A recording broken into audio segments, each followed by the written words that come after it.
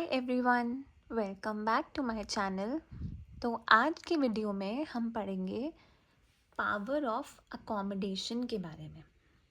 ठीक है, power of accommodation से हम क्या समझते हैं?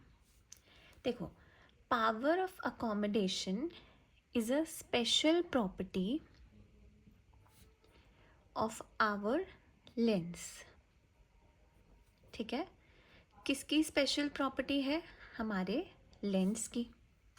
ठीक है, और हमें क्या पता है हमारी आई में कौन सा लेंस होता है? वो होता है कॉन्वेक्स लेंस। ठीक, इसके बारे में हम डिस्कशन कर चुके थे। तो अब बेटा पावर ऑफ अकोमोडेशन होता क्या है? देखो, जब अगर फॉर एग्जांपल हमारी ये आई है, ठीक है, अगर मेरा ऑब्जेक्ट यहाँ पर प्लेस्ड है, ठीक है, तो भी क्या होता है, मैं देख सकती हूँ। ठीक है, इसका रिजल्ट क्या होगा? विजन है। ठीक है, दूसरा एग्जाम्पल क्या है? अगर मेरी आई से कोई ऑब्जेक्ट यहाँ पर कहीं दूर डिस्टेंस पे प्रेजेंट है, तो मैं इसको देख पाती हूँ। हाँ, तब भी मुझे दिखता है, क्लियरली दिखता है ना? तो इन दोनों केसेस में मेरे को क्या है, मुझे नज़र आ रहा है कि मेरा ऑब्जेक्ट कहाँ पड़ा है, वो किस तरह का दिखता है, उसका साइज़ क्या है, मुझे सब पता चल रहा है उस ऑब्जेक्ट के बारे में। ठीक है, तो ये लेंस की एक ऐसी प्रॉपर्टी है कि हम पास रखी चीज़ें भी देख पा रहे हैं और हम दूर रखी चीज़ें भी देख पा रहे हैं। ठीक है, तो हमारा लेंस ऐसा कर क्या रहा है कि वो पास की चीज़ भी देख पा रहा है और वो दूर रखी चीज़ भी। तो हमने क्या पढ़ा था बेटा पिछली वीडियो में कि जो हमारा कॉन्वेक्स लेंस है उसको हम और क्या बोलते हैं? Crystalline lens.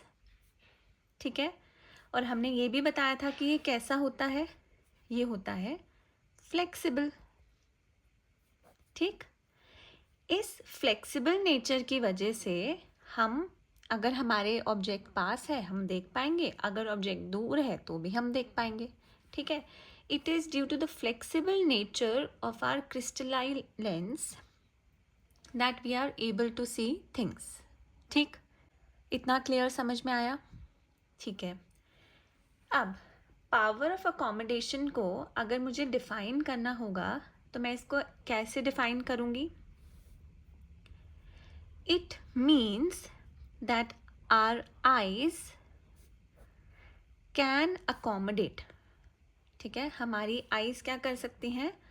वो अकोमोडेट कर सकती हैं images for objects placed close और placed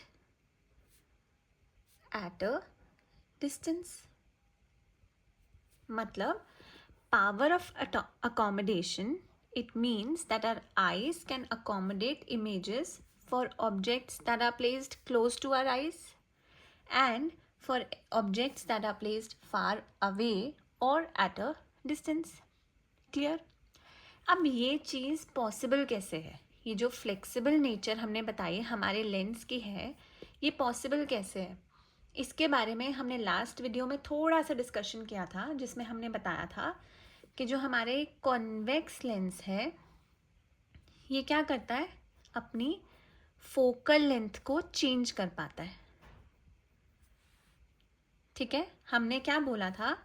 convex lens has the ability to change और to adjust focal length depending on the placement of object, कि जहाँ पर जिस पोजीशन पे हमारा ऑब्जेक्ट प्लेस्ड है, जैसे फॉर एग्जांपल पास प्लेस्ड है, तो हमने क्या बोला था कि हमारी आई क्या करेगी, अपने आप को श्रिंक करेगी और बारीक शब्द पढ़ पाएगी। ठीक है, तो अगर हम छोटा कर रहे हैं तो हमारी फोकल लेंथ क्या हो रही है उस केस में? डिक्रीज हो रही है। इसको अभी हम एक डायग्राम से समझेंगे। पहले ये चीज़ समझो कि हमारा कॉन्वेक्स लेंस अपनी फोकल लेंथ को एडजस्ट कर पाता है या चेंज कर पाता है depending on the placement of the object with the help of ciliary muscles. ठीक है, यहाँ पे सिलरी मसल्स थी, सिलरी मसल्स भी क्या करती हैं, लेंस की हेल्प करती हैं कि हाँ चलो अब कॉन्ट्रैक्ट करते हैं या एक्सपैंड करते हैं। ठीक है, इतनी बात समझ में आई।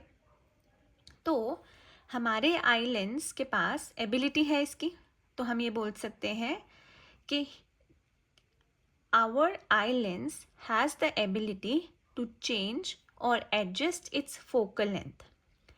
This ability of the lens is called power of accommodation. ठीक है, इस एबिलिटी को हम क्या बोलते हैं, पावर ऑफ अकोमोडेशन, और इसको कैसे रिप्रेजेंट करते हैं, पी से। ठीक है, और हम बोलते हैं कि जो पावर ऑफ अकोमोडेशन है is inversely proportional to focal length. ये इम्पॉर्टेंट है। ठीक है, इस पे बेस्ड न्यूमेरिकल्स आते हैं एग्जाम्स में, तो इसको थोड़ा सा अच्छे से समझो। Power of accommodation is inversely proportional to focal length, तो हम ऐसे भी लिख सकते हैं P is equal to 1/f।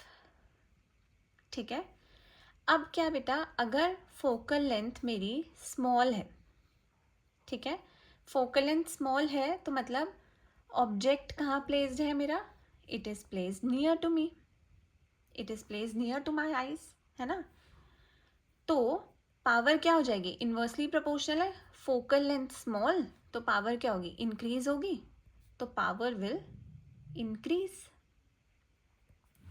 ठीक, और अगर मेरी फोकल लेंथ लार्ज है, मतलब ऑब्जेक्ट कहाँ प्लेस्ड है, it is placed far away, तो मेरी पावर क्या हो जाएगी, इट विल डिक्रीज।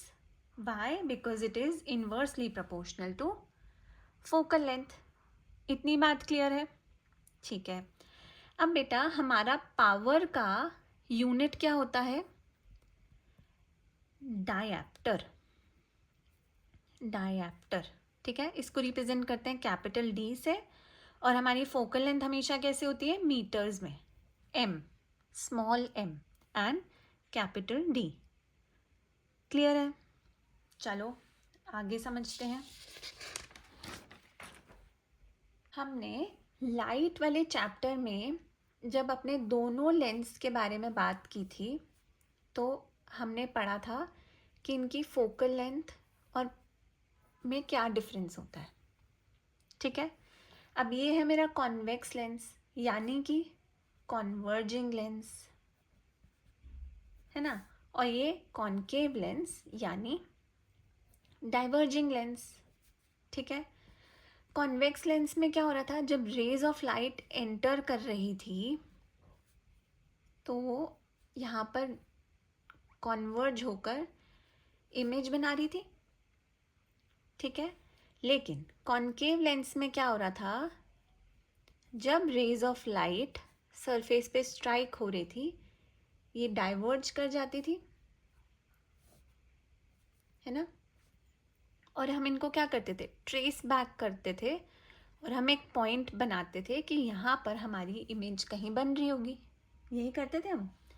तो अब बेटा देखो, इसमें फोकस, हमारी फोकल लेंथ जो है, हमारा फोकस यहाँ है, फोकल लेंथ क्या आएगी, पॉजिटिव आएगी। पर इस केस में क्योंकि फोकस ऑपोजिट साइड बन रहा है, ठीक है, यहाँ पर क्या बन रही है, वर्चुअल इमेज, फोकस क्या है, ऑपोजिट साइड है, तो फोकल लेंथ क्या हो गई हमारी, नेगेटिव।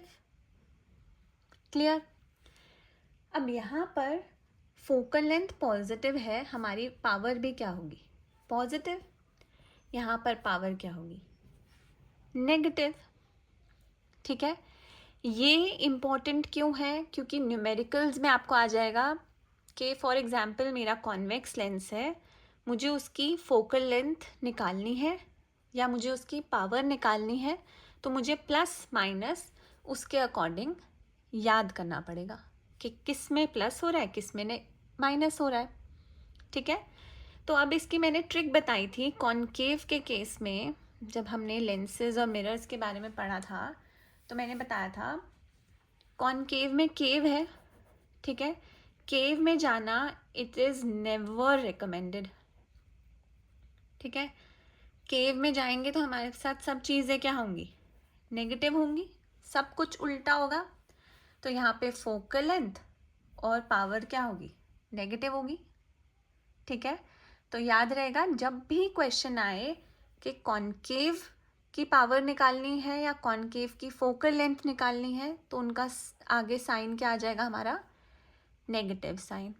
और यही कॉन्वेक्स में आएगा तो पॉजिटिव आ जाएगा। क्यों? क्योंकि कॉनकेव में जाना इट इज़ नेवर रिकमेंडेड, तो the sign will be always negative. ठीक है, समझ आया इतना? एक एग्जाम्पल करें। फॉर एग्जाम्पल मेरी जो फोकल लेंथ है वो है 0.5 मीटर। ठीक है, फोकल लेंथ कितनी है, 0.5 मीटर। मुझे पावर निकालनी है। ठीक है, कौन सा फॉर्मूला यूज करेंगे for both concave and convex lens? अभी दोनों का करते हैं। ठीक, फॉर्मूला क्या है हमारा, power is equal to 1/f। इसको हम हाईलाइट कर देंगे कि हम ये फॉर्मूला यूज कर रहे हैं। चलो सब चीज़ें रख दें जो जो गिवन है।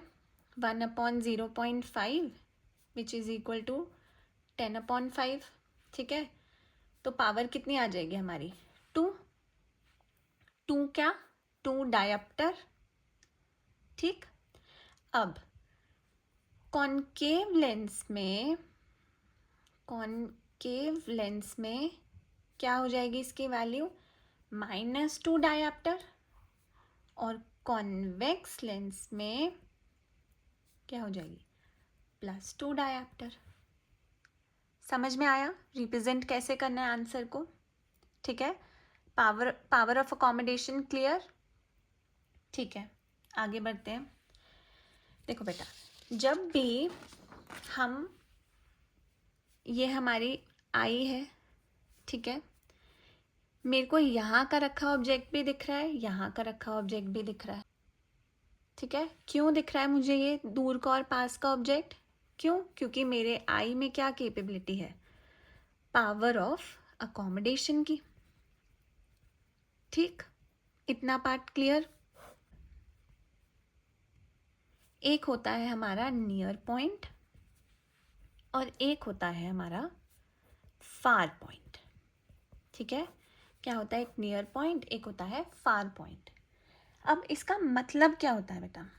नियर पॉइंट का मतलब होता है कि it is the minimum distance. क्या है ये? मिनिमम डिस्टेंस है किसके बीच में, ऑब्जेक्ट और हमारी आई के बीच में। ठीक है, it is the minimum distance between the object and the eye where the object is clearly and distinctly visible।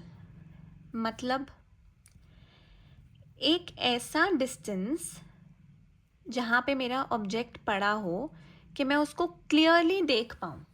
ठीक है, वो क्या है, हमारा नियर पॉइंट है। ठीक है, मतलब अगर इस पॉइंट से पास हुआ कुछ भी ऑब्जेक्ट तो मेरे को वो विजिबल नहीं होगा। ठीक है, मतलब एक मिनिमम डिस्टेंस होना चाहिए मेरी आँख में और उस ऑब्जेक्ट में कि मुझे वो ऑब्जेक्ट क्लियरली दिख पाए। ठीक है, उसको बोलते हैं नियर पॉइंट। नाम से समझ आ रहा है? ठीक है, अब यही फार पॉइंट क्या हुआ, far point is the farthest point up to which the eyes can see. ठीक है, फार पॉइंट क्या हुआ, it is the farthest point up to which eyes can C.